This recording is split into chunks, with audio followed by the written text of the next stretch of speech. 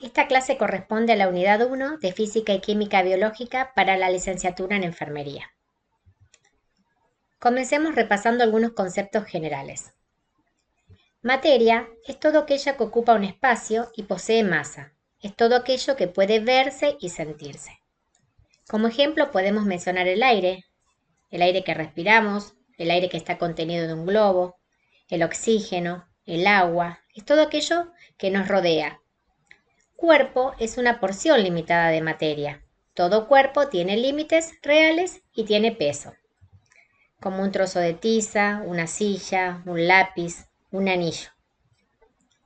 Y sustancia es cada una de las clases especiales de materia. Madera, hierro, vidrio. Si pensamos en un anillo, como en el ejemplo de cuerpo, este puede ser de distintos tipos de sustancias. Yo puedo tener un anillo de hierro, un anillo de oro, ¿sí? Un anillo de plata. Pero también podemos tener distintos cuerpos construidos con la misma sustancia. Yo mencioné como sustancia el hierro. Puedo tener un anillo de hierro, pero también puedo tener una olla de hierro o alguna maquinaria de hierro. O en el caso de la madera, puedo tener una silla de madera, una mesa de madera, etc. La materia también tiene propiedades que la definen. Por un lado, las propiedades físicas y químicas y por el otro, las propiedades intensivas o extensivas. Empezamos con las propiedades físicas y químicas. Propiedades físicas son aquellas propiedades que se observan o miden sin afectar la identidad de una sustancia. Conductibilidad, densidad, punto de fusión, punto de ebullición. Y propiedades químicas son aquellas que describen la habilidad de una sustancia para cambiarla a una nueva. Se dice que durante un cambio químico la sustancia original se convierte en una o más sustancias nuevas, con diferentes propiedades químicas y físicas. Piensen qué ocurre cuando quemamos una madera.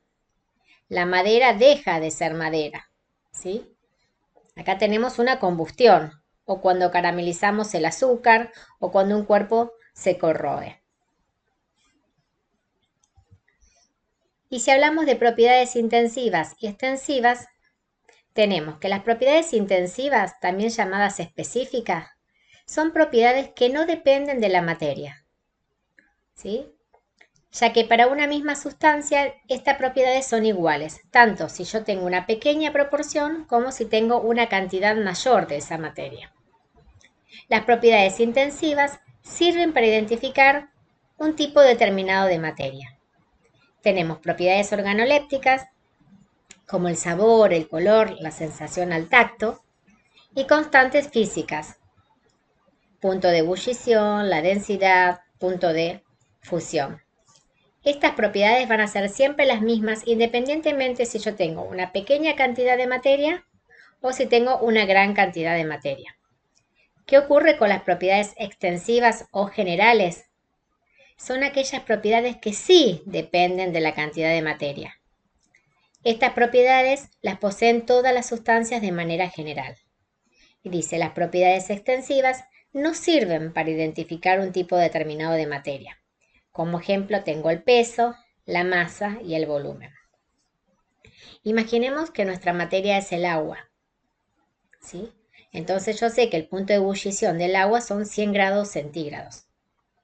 Este punto de ebullición no va a cambiar, así yo tenga un vaso de agua que voy a poner a hervir o si yo tengo una olla de agua que voy a poner a hervir. El punto de ebullición va a seguir siendo los 100 grados centígrados. ¿Qué ocurre con el peso? Que en este caso es una propiedad extensiva. No va a ser lo mismo el peso de mi vaso de agua que el peso que ocupa una olla de agua, ¿sí? Esa es una propiedad extensiva y sí depende de la cantidad de materia con la cual contamos. La materia también se puede caracterizar según el estado de agregación, en sólido, líquido o gaseoso, según la temperatura a la que se encuentre. En el caso de los sólidos, presentan forma propia, tienen volumen propio y prevalecen las fuerzas de atracción. No se comprimen. Los líquidos no presentan forma propia, adoptan la forma del recipiente, tienen volumen propio Las fuerzas de atracción que prevalecen son fuerzas débiles y se comprimen muy poco. El gaseoso carecen de forma propia, se adaptan al volumen del recipiente que los contiene, prevalecen las fuerzas de repulsión y se comprimen con facilidad.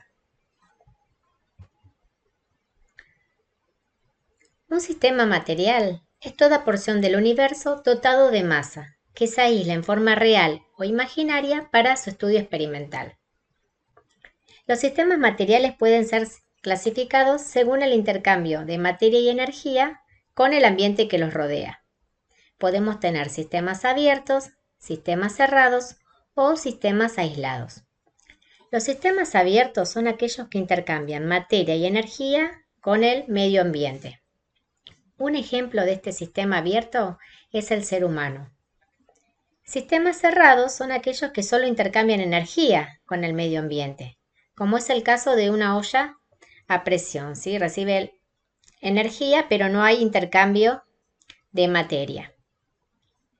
Y los sistemas aislados son aquellos que no intercambian ni materia ni energía con el medio ambiente, como el caso de un termo, ¿sí? Un termo el que usamos para preparar el mate. Otra forma de clasificar el sistema material es según su constitución. Dice, la clasificación de los sistemas materiales en sistemas homogéneos y sistemas heterogéneos se atiende a la constitución y propiedades en el interior de cada sistema. Los sistemas homogéneos y heterogéneos serán establecidos mediante el microscopio óptico en laboratorios químicos y biológicos.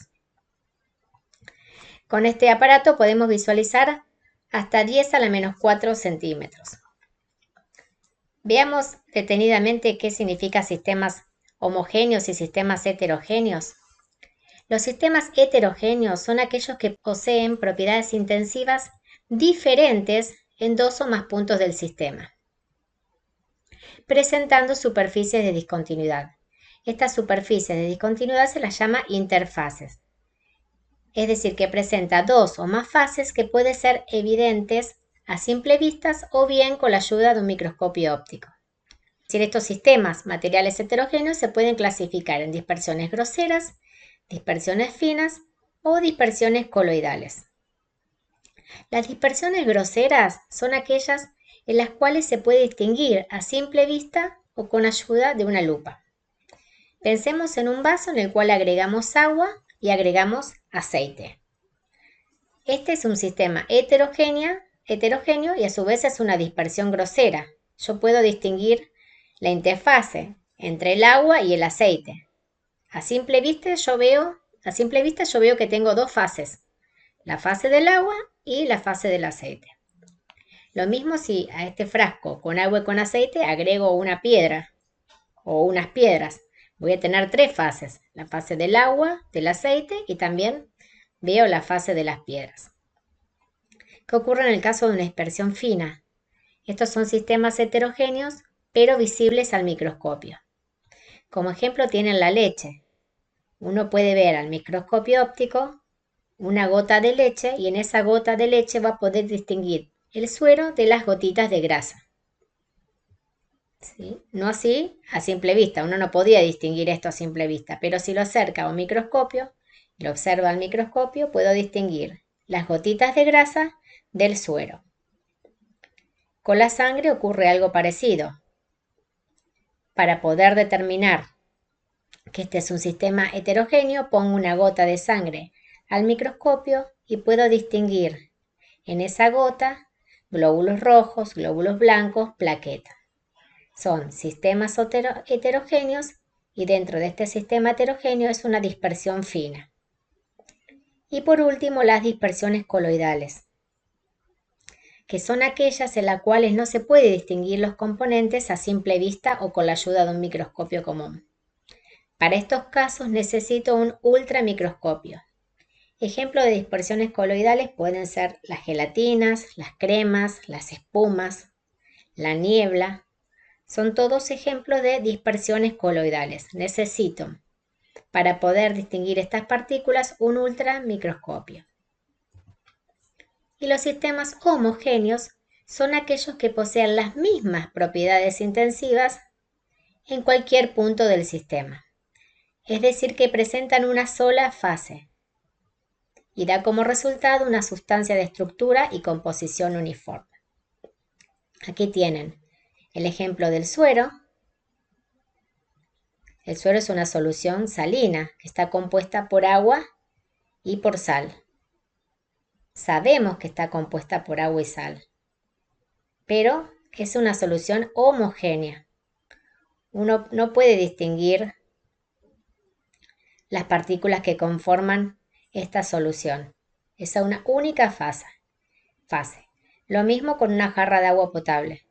Sabemos que esta agua potable está formada por agua y sales disueltas en ella, pero es una solución homogénea. En cada punto del sistema, las propiedades intensivas van a ser las mismas. Estos sistemas homogéneos los podemos clasificar o dividir en sustancias puras y soluciones.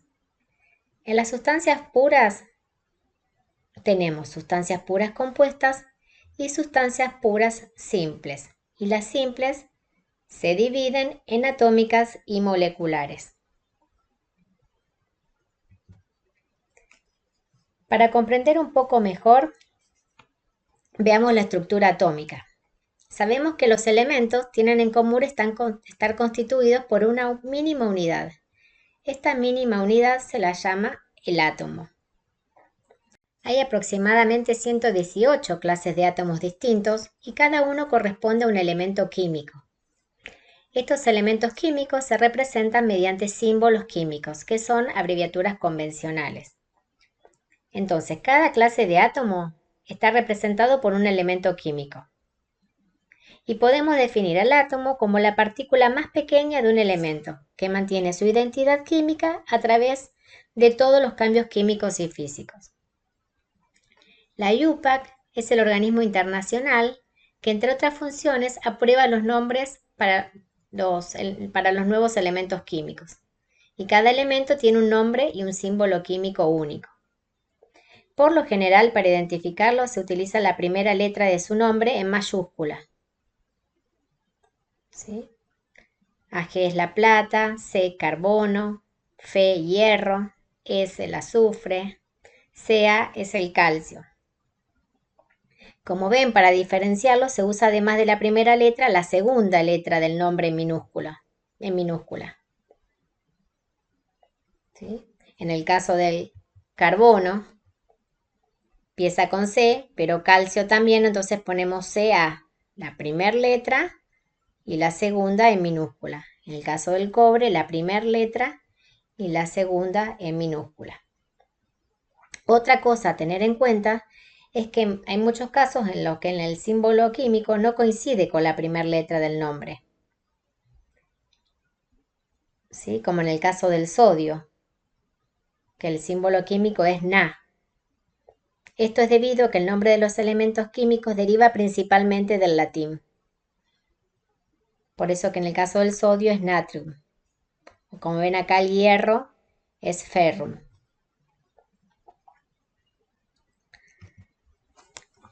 Los elementos de la vida. Todos los seres vivos están constituidos cuali y cuantitativamente por los mismos elementos químicos. Y de todos los que se hallan en la Tierra, solamente 25 son componentes de los seres vivos. Y estos 25 se los denomina bioelementos. Son aquellos elementos que se encuentran en los seres vivos. Tenemos a los bioelementos primarios, a los bioelementos secundarios y a los oligoelementos. Dentro de los bioelementos primarios tenemos al carbono, al hidrógeno, al oxígeno y al nitrógeno. Son los más abundantes en los seres vivos y representan un 99% aproximadamente del total de los átomos del cuerpo humano. De estos 4, los más abundantes son el hidrógeno y el oxígeno. ¿Por qué? Porque forman parte de la molécula de agua. Dentro de los bioelementos secundarios tenemos al calcio, fósforo, potasio, azufre, sodio, cloro, magnesio y hierro. Todos son minerales y constituyen aproximadamente el 0,7% del total de los átomos del cuerpo humano. Y por último, los oligoelementos: manganeso, yodo, cobre, cobalto, zinc, flúor, molibdeno, selenio, entre otros. Si bien estos elementos se presentan solo en trazas o en cantidades muy pequeñas, no dejan de ser importantes para el correcto funcionamiento del organismo. La ausencia de alguno de estos oligoelementos puede provocar enfermedades carenciales. A modo de ejemplo, recordarle que el oxígeno es quien posibilita la vida en nuestro planeta. El calcio le da solidez y resistencia a los huesos, el carbono está presente en todas nuestras células, el sodio, el potasio y el cloro son indispensables para el funcionamiento de las células nerviosas, y el magnesio, la mayor parte se encuentra en los huesos y en los vegetales está principalmente en la clorofila, ¿sí? El pigmento que le da coloración verde a los vegetales. En cuanto al átomo, es la menor porción de una sustancia pura que puede reaccionar o combinarse químicamente para formar una molécula. Es decir, que es la unidad más pequeña de la materia y tiene las propiedades de un elemento químico. Los átomos son microscópicos y la molécula es la porción más pequeña de una sustancia pura simple molecular o una sustancia pura compuesta, con existencia estable. Tenemos como ejemplo la molécula del agua, la molécula del dióxido de carbono. En cuanto a la estructura del átomo, el átomo está formado por partículas subatómicas, es decir, partículas más pequeñas. Estas partículas son los protones y los neutrones, que se encuentran en el núcleo del átomo, y en las órbitas, los electrones que giran alrededor del núcleo. Los protones son las partículas con carga positiva. Poseen masa, se encuentran en el núcleo del átomo y se los representa con una P con el símbolo más. Los neutrones poseen carga neutra, es decir, no tienen carga eléctrica, pero sí tienen masa y se ubican en el núcleo junto con los protones. Se los simboliza con la letra N. Veamos el dibujo anterior, la representación anterior. Tenemos entonces en el núcleo del átomo están los protones con carga positiva y los neutrones que son neutros, no tienen carga. Y en la zona extranuclear se encuentran los electrones. Los electrones de un átomo están localizados en una región extranuclear, es decir, en niveles de energía, y se encuentran fuera del núcleo. En esta zona que es extranuclear, son distintos niveles de energía, se encuentran los electrones. En esta representación lo mismo. Aquí en esta zona se encuentran los electrones. Estos electrones son partículas con carga negativa, tienen una masa muy pequeñita, se puede considerar despreciable, y se encuentran girando alrededor del núcleo en distintos niveles de energía. Se los representa con una E y con el símbolo menos. Aquí tienen como ejemplo el átomo de carbono. El átomo de carbono tiene un núcleo y este núcleo tiene 6 protones y 6 neutrones. Y en las órbitas, girando alrededor del núcleo, se encuentran los electrones. Más adelante vamos a ir viendo cómo podemos saber cuántos protones, cuántos electrones y cuántos neutrones tiene un átomo determinado. Para eso debemos prestar atención a la representación de un átomo, que la podemos hacer de esta manera, donde X es el símbolo químico del elemento, A es el número másico y Z es el número atómico. Los distintos elementos se diferencian entre sí en la cantidad de protones que contiene el núcleo en sus átomos. Entonces, número atómico se define como la cantidad de protones que tiene un átomo en su núcleo. Se simboliza con la letra Z. Z es igual al número de protones, ¿sí? Habíamos dicho que protones se simbolizaba la P con el símbolo más. Esta sería la definición de número atómico. Dice, cada átomo de un elemento contiene un determinado número de protones en su núcleo, número que lo identifica y es propio de él. Por ello, cada elemento se identifica mediante su número atómico. Ya vamos a ver cómo en la tabla periódica los elementos se van a ir clasificando de acuerdo a su número atómico. Algo a recordar es que los átomos son neutros desde el punto de vista eléctrico. Podemos decir que el número de protones es igual al número de electrones. Vimos en el caso del carbono que tenía 6 protones, por lo tanto tengo 6 electrones. El átomo en estado neutro tiene el mismo número de protones que de electrones. ¿Qué es el número másico? En el núcleo del átomo dijimos que coexisten tanto los protones como los neutrones. Por eso esta suma de protones y neutrones la denominamos número másico. Se la simboliza con la A. A es igual a Z más N. O sea que el número másico es igual al número atómico más el número de neutrones. Habíamos dicho que para representar a un átomo teníamos esta representación. Este era el símbolo químico, el número másico y el número atómico. En el caso del sodio, Na es el símbolo químico, 23 es el número másico y 11 es el número atómico. Por eso que 11, que es el número atómico, es igual a Z. ¿Qué quiere decir? 11. Que este átomo de sodio tiene 11 protones. Y como dijimos que el átomo era neutro, si tiene 11 protones, también va a tener 11 electrones. Y en el caso del número másico, 23 sería igual a la suma de protones más neutrones. Protones sabemos que son 11. ¿Cómo calculo los neutrones? Haciendo la resta del número másico menos el número de protones me va a dar el número de neutrones. Y ese número de neutrones es igual a 12. Les dejo para que resuelvan, en el caso del cloro, que tiene un núcleo con 17 protones y 18 neutrones, que puedan calcular, mediante esta fórmula, cuál es su número másico. Para continuar, vamos a pasar a hablar de los isótopos. Los isótopos son átomos del mismo elemento que tienen el mismo número atómico, pero varía su número másico. Es decir, que cambia el número de neutrones. Para diferenciar a los isótopos, se coloca el número másico, es decir, A, como superíndice a la izquierda del símbolo químico. De esta manera. Tenemos el ejemplo de los isótopos del magnesio.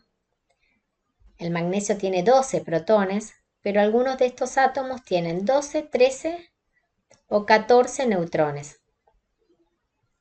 Esta diferencia hace que varíe el número másico. ¿Sí?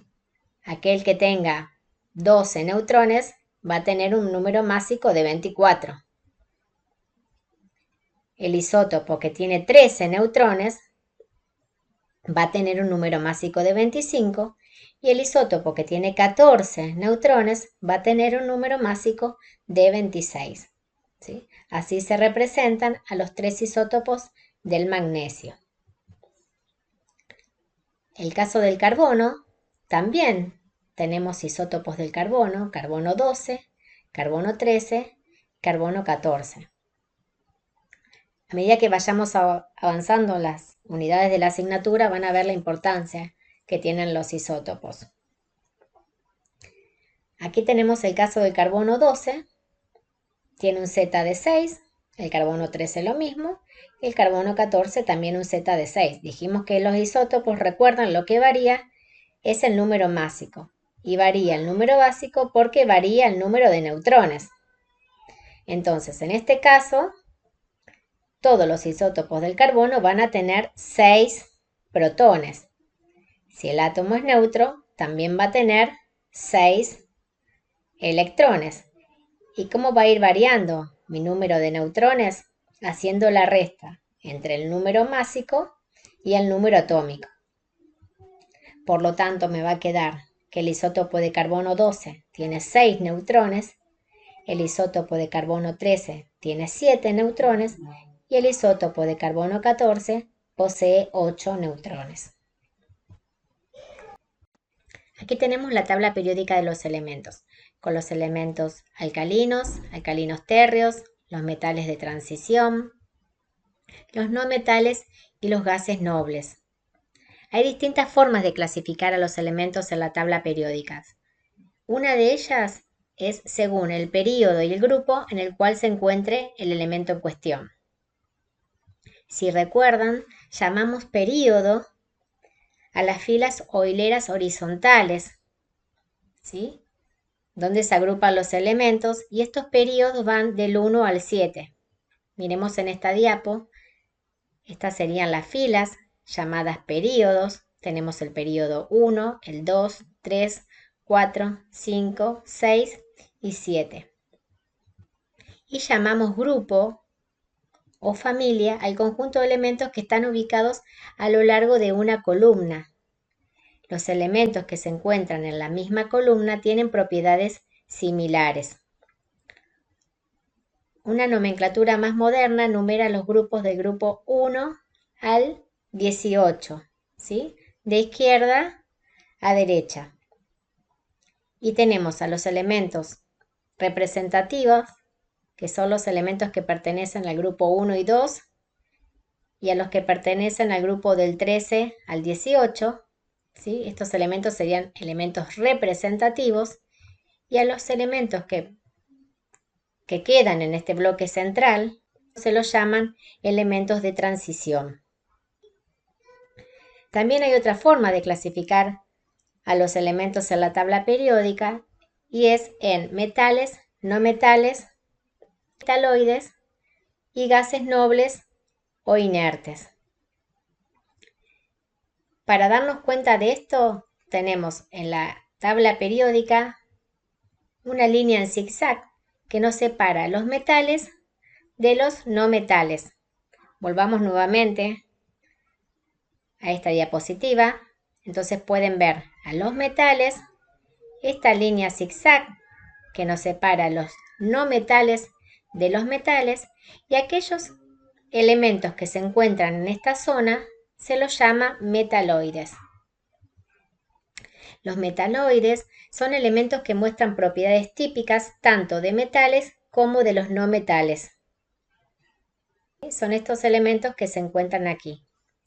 Y los gases nobles, que están representados en color rojo, son aquellos elementos que son los más estables de la tabla periódica.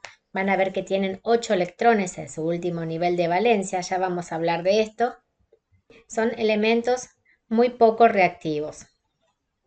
Entonces, metales, no metales, metaloides y los gases nobles. Veamos algunas propiedades de estos elementos. En cuanto a las propiedades físicas, los metales son buenos conductores del calor y la electricidad, son sólidos a temperatura ambiente, a excepción del mercurio, que el mercurio es líquido a temperatura ambiente, y los encontramos como átomos, es decir, como sustancias puras atómicas. Tenemos el ejemplo del sodio, hierro, aluminio, magnesio, cobre y zinc. Los no metales son malos conductores del calor y la electricidad. Algunos son sólidos, como el carbono o el azufre, otros líquidos, como el bromo, y otros gases, como el cloro y el oxígeno. Se los encuentra como moléculas, es decir, como sustancias puras moleculares, y estas moléculas pueden ser diatómicas. Ven el subíndice, tenemos el cloro, diatómico, nitrógeno, oxígeno, flúor, yodo, hidrógeno y el bromo. Y también los podemos encontrar como moléculas poliatómicas. Los gases nobles son malos conductores del calor y la electricidad. Son todos gases a temperatura ambiente. Los encontramos como átomos, es decir, como una sustancia pura atómica, tenemos el helio, el neón, el argón, etc. Y en cuanto a las propiedades químicas, los metales forman iones positivos, llamados cationes. Se combinan fácilmente con el oxígeno para formar óxidos básicos. Los no metales forman iones negativos, que son aniones. Se combinan fácilmente con el oxígeno para formar óxidos ácidos. Y las propiedades químicas de los gases nobles no forman iones y se caracterizan por su inactividad química. Prácticamente no se combinan.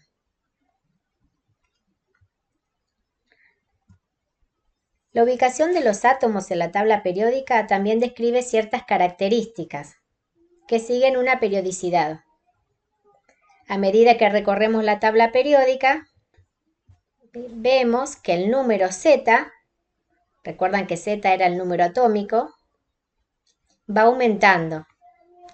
Veamos el periodo 4. Tenemos el potasio con un Z de 19, seguimos con calcio, Z de 20, seguimos con Z de 21, 22, 23 y así vamos aumentando la tabla periódica el número Z, es decir, el número atómico. Estas características se las llaman propiedades periódicas y son rasgos particulares de los átomos como resultado de su estructura. ¿Sí? Responden a una distribución electrónica y estas propiedades varían con la periodicidad al recorrer la tabla y aumentar el Z. ¿Cuáles son las propiedades más importantes?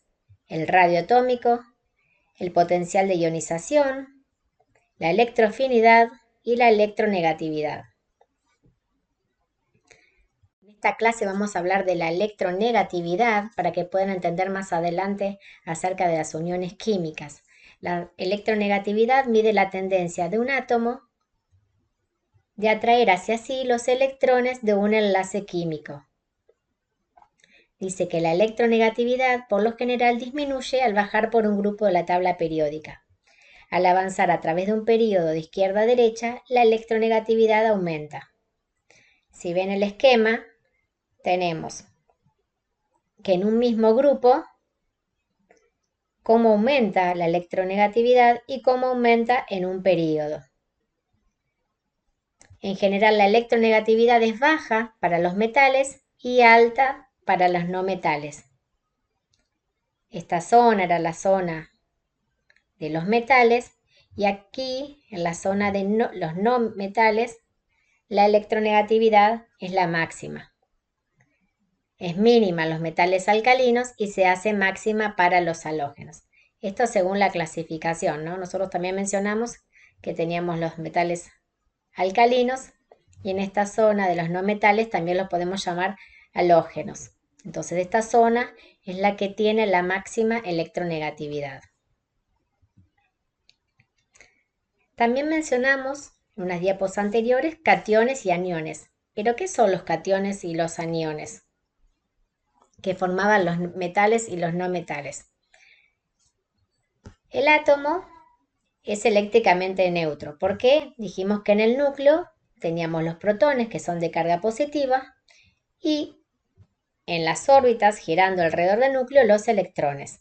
Protones carga positiva, electrones carga negativa. El átomo hacia el neutro tiene el mismo número de protones y electrones, pero se pueden transformar. ¿En qué se pueden transformar? En un anión o en un catión. ¿Cuándo tenemos un anión? Cuando este átomo gana electrones, es decir, queda con carga negativa. Entonces hay un desbalance, el número de protones es menor que el número de electrones. Hay un exceso de electrones y la carga de este átomo es negativa. Estamos en presencia de un anión. ¿Qué ocurre si el átomo pierde electrones?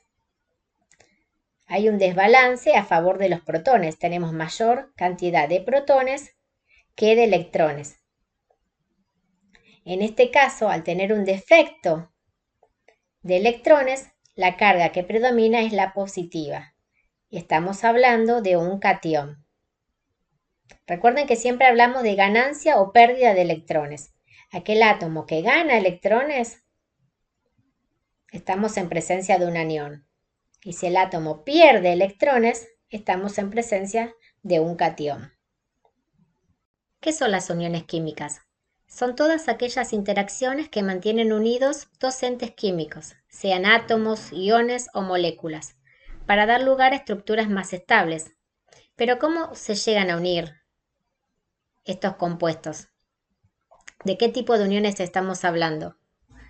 Y a su vez, dependiendo del tipo de unión que tengamos, va a ser la propiedad que tenga ese compuesto químico. La regla del octeto nos dice que un átomo cualquiera adquiere una configuración estable cuando adquiere la configuración electrónica de valencia del gas noble más cercano, es decir, tener 8 electrones de valencia. ¿Qué queremos decir con esto? En la tabla periódica habíamos visto que en el último grupo se encontraban los gases nobles, y los gases nobles eran los gases o los elementos más estables de la tabla periódica. Poseen 8 electrones en el último nivel de energía. Eso le da estabilidad. Por esta razón, cuando los elementos se combinan mediante una unión química, tratan de tener la configuración electrónica del gas noble más cercano. Esta capacidad de combinación se la denomina valencia y los electrones del nivel de energía más externo son llamados electrones de valencia. Aquí podemos ver representados los electrones de valencia de los distintos elementos. Son representaciones simbólicas, en que son como puntitos, donde muestran los electrones de valencia de cada uno de los elementos. Grupo 1, un electrón de valencia, es decir, un electrón en el último nivel de energía. Grupo 2, 2 electrones de valencia. Grupo 3, 3 electrones de valencia. Grupo 4, 4 electrones de valencia. 5, 6, 7 y 8, ¿sí? Son el último grupo, grupo 8, donde se encuentran los gases nobles, a excepción del helio, que es estable con 2 electrones de valencia, con 2 electrones en el último nivel de energía. Esta se la conoce como los símbolos puntos de Lewis y está formado por el símbolo del elemento y un punto por cada electrón de valencia.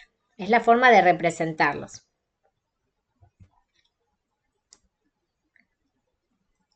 ¿Para qué nos sirve esto? Para entender un poquito más y explicar brevemente los tipos de enlaces interatómicos. Los enlaces químicos entre átomos se pueden clasificar de acuerdo al tipo de elemento que se combine. Y tenemos 3 tipos de enlaces: los enlaces iónicos, los enlaces covalentes y los enlaces metálicos. Nos vamos a dedicar principalmente a los enlaces iónicos y covalentes. Los enlaces iónicos se debe a la interacción electrostática entre los iones que puedan formarse por la transferencia de uno o más electrones de un átomo o grupo de átomos a otro. Y los enlaces covalentes se comparten uno o más pares de electrones entre dos átomos. Entonces, la primera cosa que tienen que recordar es que los enlaces iónicos se da por la transferencia de electrones y los enlaces covalentes tenemos que se comparten los electrones. ¿Entre qué elementos? En el caso del enlace iónico, es un enlace entre el elemento de menor electronegatividad, ¿sí?, que cede los electrones al átomo de mayor electronegatividad. Habíamos visto que los átomos de menor electronegatividad eran los metales y los de mayor electronegatividad los no metales. Entonces, un enlace iónico se da entre un metal y un no metal. Acá tenemos representada la unión entre el sodio y el cloro. Un metal que tiene un único electrón en el último nivel de energía y el cloro que tiene 7 electrones de valencia. ¿Sí? Cuando se combinan este metal y este no metal, se forma el cloruro de sodio. formación del cloruro de sodio, pueden ver que el sodio le transfiere su electrón al cloro. Al tener un electrón menos, un electrón que se dio, la carga que predomina es positiva. Tenemos un catión. Y el cloro, al recibir un electrón, predomina la carga negativa y tenemos un anión. Esta unión da lugar a la formación del cloruro de sodio. Dice, las fuerzas que mantienen unidos los átomos de un enlace iónico son las de atracción electrostáticas entre el anión y el catión. ¿Qué propiedades tienen los compuestos iónicos? Las propiedades físicas y químicas de un compuesto iónico son muy diferentes a las de los elementos que las forman. Dice, el cloruro de sodio, que es la sal de mesa, es una sustancia blanca y cristalina, mientras que el sodio es un metal suave, blando y brillante, y el cloro es un gas venenoso amarillo verdoso. Aquí lo que tienen que tener en cuenta que no siempre el producto resultante tiene las propiedades de los elementos que lo forman, ¿sí? Entonces el sodio y el cloro tienen propiedades muy distintas a la propiedad final de este cloruro de sodio, en este caso la sal de mesa. Los compuestos iónicos son todos sólidos cristalinos e implica que para romper este enlace se requiere una gran cantidad de energía. Tienen puntos de fusión y ebullición elevados, solubilidad en disolventes polares como el agua, conducen la corriente eléctrica, poseen gran dureza y fragilidad. En el enlace covalente, este enlace se da entre dos átomos no metálicos y se comparten pares de electrones para completar el octeto. Recién no lo dije en el caso del enlace iónico, volvamos un momentito hacia atrás, pero el cloro, que tenía 7 electrones en el último nivel, gana la estructura del gas noble más cercano porque completa su octeto con el electrón que le cede el sodio. En el enlace covalente pasa algo parecido, pero en este caso se da entre dos átomos no metálicos que comparten pares de electrones. Estos enlaces covalentes pueden ser covalente polar o covalente apolar. Y también puede ser que sea un enlace covalente dativo, donde un solo átomo aporta el par de electrones y el otro aporta el orbital vacío. En este caso hablamos de un enlace covalente dativo. En el caso del enlace covalente apolar se forma entre dos no metales iguales. Tenemos el ejemplo de la formación del hidrógeno y la formación de la molécula de flúor. En el caso del hidrógeno, el hidrógeno tiene un único electrón de valencia, es decir, un único nivel de energía con un electrón. Al combinarse con otro átomo, ¿sí?, alcanza la estabilidad, completando esa órbita con 2 electrones. En el caso del flúor, cada átomo de flúor comparte su electrón impar, ¿sí? Tiene 7 electrones de valencia. Para llegar al octeto comparten un único electrón. Aquí tenemos otra unión covalente apolar. También podemos tener enlaces múltiples, como en el caso del triple enlace que se da entre dos átomos de nitrógeno. El nitrógeno tiene 5 electrones de valencia, 5 electrones en su último nivel de energía. Para completar el octeto debe compartir 3 electrones. Y aquí se forma un triple enlace, un enlace múltiple triple. Piensen qué ocurre si se combinan dos átomos de oxígeno, y les recuerdo que el oxígeno tiene 6 electrones de valencia. ¿Cómo va a ser ese enlace múltiple que se forma? Les dejo para que piensen ese tipo de unión. En el caso del enlace covalente polar, se produce entre dos no metales de distintos elementos. El par de electrones compartidos se encuentra desplazado más cerca del electronegativo. Aquí tenemos la formación de ácido clorhídrico o cloruro de hidrógeno. Cuando se forma la molécula de ácido clorhídrico. Dijimos que el hidrógeno tiene un único electrón de valencia o un único electrón en el último nivel de energía. Y el átomo de cloro tiene 7 electrones de valencia. Entonces se da una transferencia del electrón del hidrógeno la molécula, el átomo, perdón, de cloro. De esta forma alcanza la estructura electrónica más estable con 8 electrones. Como en este caso la electronegatividad del cloro es mayor que la electronegatividad del hidrógeno, el átomo de cloro va a atraer con mayor fuerza al par de electrones compartidos por el átomo de hidrógeno. Y en el caso de la formación del agua, el oxígeno tiene 6 electrones de valencia y va a formar 2 enlaces covalentes con 2 átomos de hidrógeno para completar el octeto. 6 electrones en el último nivel y comparte un electrón con un hidrógeno, con un átomo de hidrógeno y otro electrón con otro átomo de hidrógeno. De esta forma vamos a obtener la molécula de agua mediante un enlace covalente polar.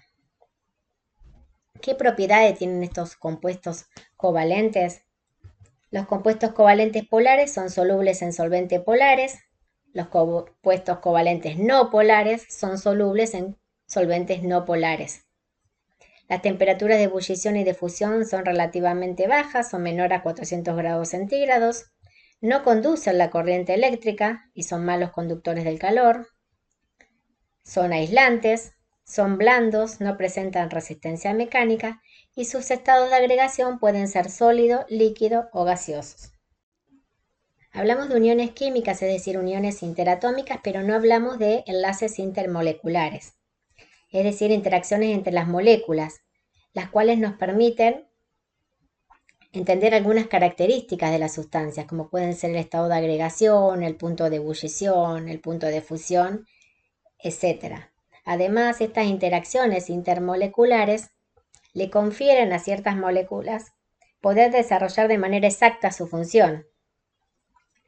El ADN, que vamos a hablar más adelante, son 2 cadenas que originan la estructura de hélices gracias a un gran número de interacciones entre moléculas. Si no existieran esas interacciones entre las cadenas del ADN, el ADN no podría cumplir su función. Por eso que decimos que estos enlaces intermoleculares son muy importantes. Y pueden ser de 2 tipos, enlaces por puente de hidrógeno o fuerzas de Van der Waals. Ya que hablamos de biomoléculas, tenemos que pensar que estas biomoléculas pueden ser inorgánicas o biomoléculas orgánicas. Dentro de las biomoléculas inorgánicas tenemos el agua y las sales. Y las biomoléculas orgánicas, carbohidratos, lípidos, proteínas y ácidos nucleicos. Las moléculas inorgánicas son fundamentales para los seres vivos y las más importantes son el agua y las sales minerales. El agua es el compuesto inorgánico más importante, constituye de un 60 a un 95% de los organismos y es indispensable para las funciones vitales de la célula. El volumen de agua en la Tierra es de aproximadamente 1.500 millones de kilómetros cúbicos, de los cuales 97% es agua salada y un 3% es agua dulce. ¿Qué propiedades importantes tiene el agua? Tiene una tensión superficial elevada, capacidad o actividad térmica elevada, es un solvente casi universal, necesaria para muchas reacciones químicas y es lubricante.